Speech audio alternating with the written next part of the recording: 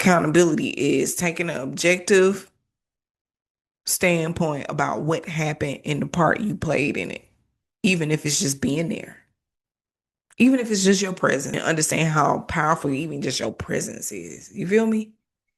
It's deep because accountability is about power, understanding your power, understanding your worth, understanding again what I just said, how powerful even your presence is. Even reframe something, right? Let's reframe a traumatic event you have that you feel like you don't have to take any accountability for. And it's fine, like I said, be situations where you don't have to take accountability for, especially like if it comes to your parents. You don't have to take accountability for your parents. Your parents being fucked up is not your accountability to take. You were just their child. It was just you being their child. You had to deal with that shit. Whatever that shit was, you had to deal with it.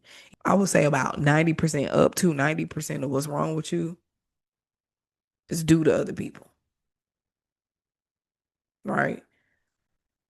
But if it's not fixed, it's your fault.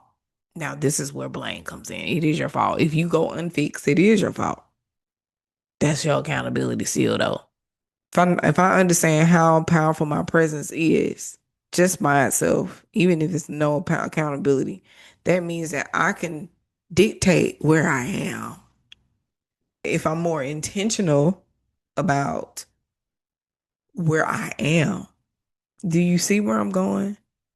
That's destiny meets the past and the future. If you learn from the past, right, in your present moment, if you learn from the past, your future could be whatever you want it to be. But if you stay stuck in the past, right, you can't free your mind and your heart from old events. It's something you can't let go of, something you can't forgive, somebody you can't forgive to a certain extent where it's controlling certain parts of who you are and what you want. You're going to allow your future to be dictated by the past. You want your destiny, you want your future to be dictated by you under your control. When you give your control over to the past, it's all you're gonna do again is reaffirm the same shit. And a lot of people get stuck in that time loop. Some people are still stuck at the age in which they experienced the hardest trauma of their life. So when you meet an adult person and they have the emotional maturity of a 16-year-old, been traumatized, they're stunted. They stuck in that age where they've been fucked the most fucked up at.